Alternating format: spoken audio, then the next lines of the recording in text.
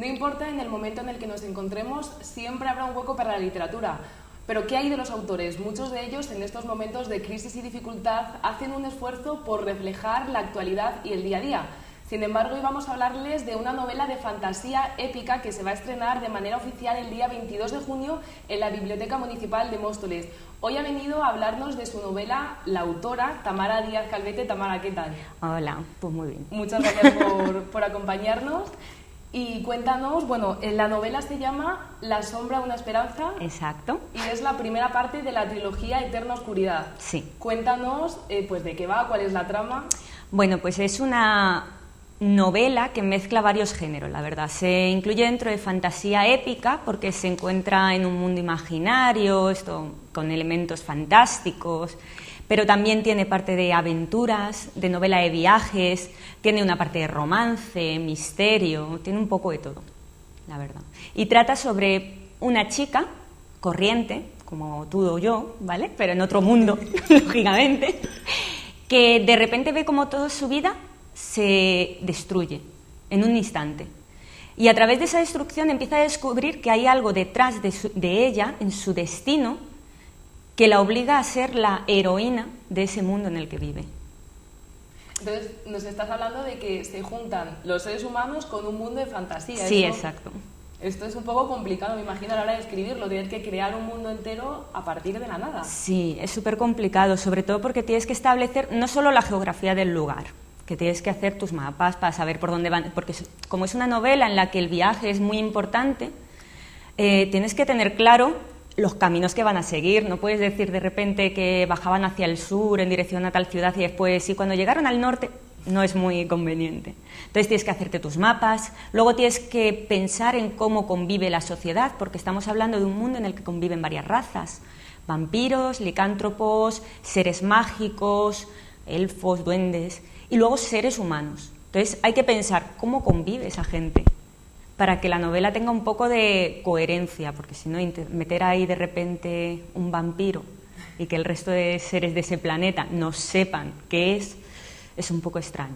Para eso yo utilicé un personaje que será muy importante en la trama, que es la Orden del Equilibrio, que es una especie de orden muy parecida a lo que nosotros conocemos como Inquisición, bastante parecida, que se dedica a supuestamente mantener un equilibrio entre los seres sobrenaturales y los seres humanos, para evitar que los primeros dejen por los suelos a los segundos.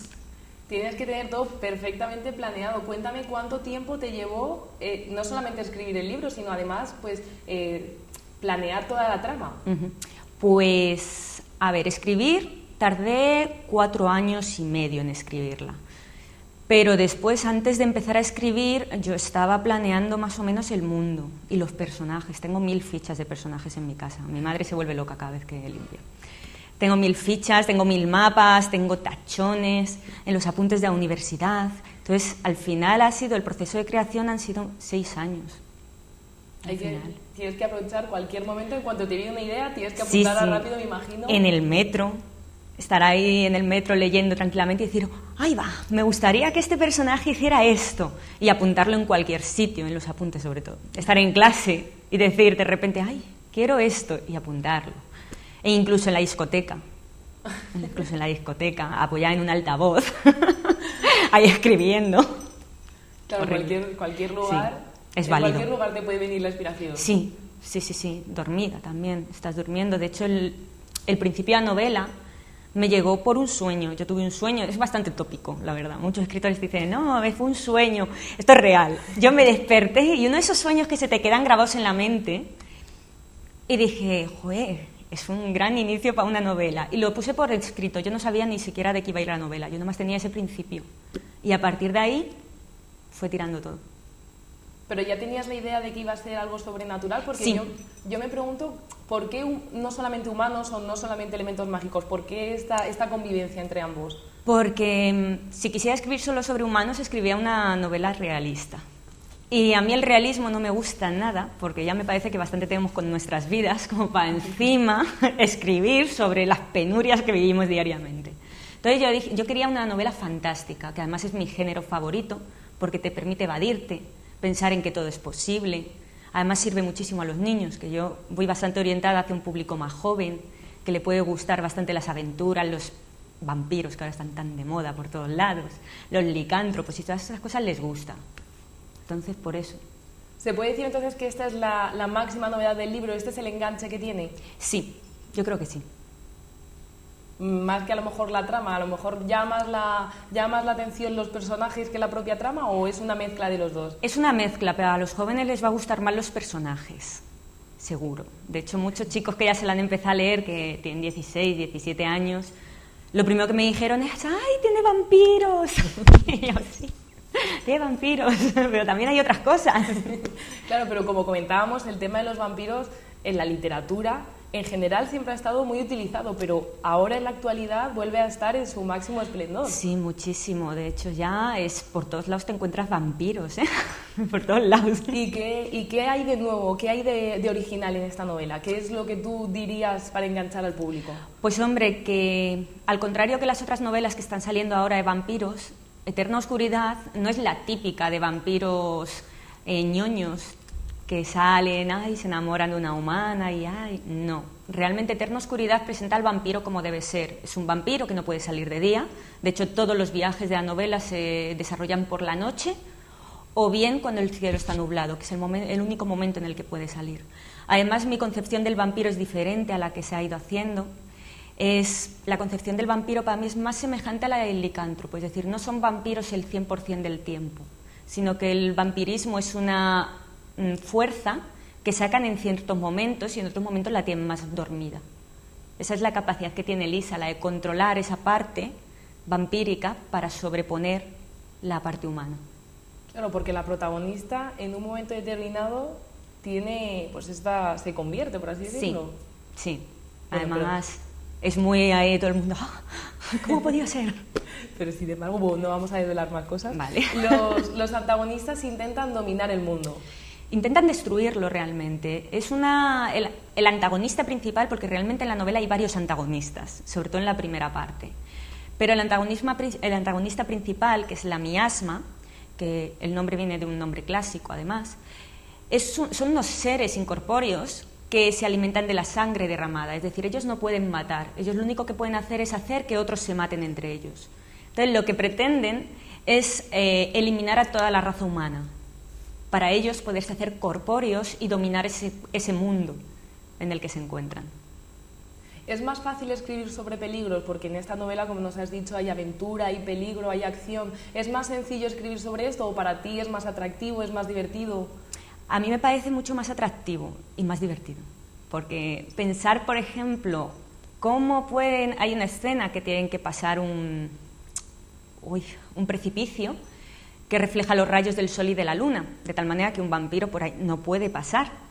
Entonces, el estar pensando tú, decir, ¿cómo van a pasar por aquí estos sin achicharrarse vivos y sin que la novela pierda la coherencia con el estilo que estoy llevando desde el principio?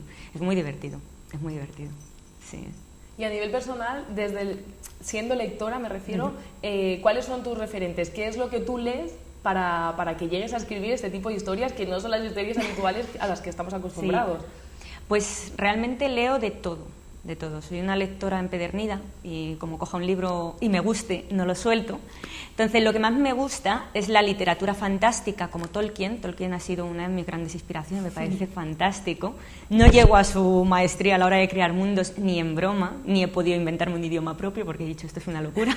Tamara, no puedes hacerlo. Pero sí que me gustaba mucho su concepción de literatura, me gustaba muchísimo. Luego también Laura García Gallego, una escritora española bastante famosa en cuestión de literatura fantástica, también me gusta bastante como su forma de llevar los argumentos, que sean actuales, que estén orientados tanto a un público joven como a un adulto, me gusta bastante. Y luego los clásicos de la literatura latina y griega, que me encantan. Y de hecho, muchas de las partes de esta novela están basadas en las novelas de viajes griegas y las novelas de aventuras latinas, que me gustaban mucho. Claro, yo me imagino que todo esto viene porque tú has estudiado filología clásica, es decir, que todas estas bases de literatura las tienes muy conocidas. Sí, además soy, como apasionada a la lectura que soy, lógicamente también soy apasionada a la literatura. Y durante la carrera de clásicas podía elegir varias especializaciones y yo elegí la literatura comparada. Es decir, que tuve la ocasión de estudiar la literatura rumana, literatura inglesa, literatura francesa. Y no sé, yo creo que eso me ha aportado un montón de referentes literarios con los que más o menos me siento identificada. Claro que sí. Y nos comentabas entonces que esta novela es la primera parte de una saga de 3 novelas. Yo me pregunto, ¿de qué manera te surge la posibilidad de escribir 3 novelas y por qué no todo en una? ¿O es que son historias independientes pero con un hilo conductor? Pues mira, la historia, lo de crear 3 novelas surge porque no quería matar al lector de, de cansancio. Si lo hacía todo junto, la historia es totalmente continua. De hecho, yo ya lo tengo bastante estructurado y la primera parte, que es Eterna, La sombra de una esperanza, en ella se cuenta más o menos el principio, cómo empieza todo, los viajes de Elisa. En la segunda se desarrolla un poco más el tema del peligro de la miasma, por qué salen muchísimos más personajes, nos encontramos con otro mundo además. Y en el tercero quiero desarrollar la guerra. Va a haber un final apocalíptico, lógicamente. Entonces yo ya lo tenía pensado desde el principio por el simple hecho de que no me cabía todo en una novela. Que hacer una novela de 600 páginas, un escritor novel, es difícil que te la compren y que una editorial se arriesgue a apostar por ello. Claro que sí. ¿Pero ya tienes en mente cómo va a ser el resto del desarrollo de la trama? Sí. De hecho, la segunda parte ya está casi terminada, que en cuanto que tenga un poco de tiempo me pondré ya a finalizarla. Y la tercera parte tengo apuntes por ahí, que se me han ido ocurriendo y los he ido poniendo. Entonces, sí. Me imagino que le dedicabas muchísimo tiempo, porque si tienes incluso la segunda parte casi terminada... Sí, la verdad es que la segunda parte la empecé porque me quedé en paro, como la mitad de los españoles de hoy en día, y no tenía trabajo ni nada, entonces dije, ¿qué puedo hacer? Pues me voy a dedicar a continuar la novela, no vaya a ser que me la pidan y yo aquí sin segunda parte todavía. Y gracias a eso en un año adelanté muchísimo. ¿Y no es un poco arriesgado lanzarte ya con otras partes? Quiero decir, porque me imagino que cuando tienes que dedicarle tantísimo tiempo, todo el tiempo estás pensando en ello, ¿tienes el riesgo de que en algún momento digas, no me gusta lo que estoy escribiendo y tengas que modificarlo todo? En muchos sitios, ¿eh? Esta primera novela, de hecho, la he modificado como que 3 o 4 veces.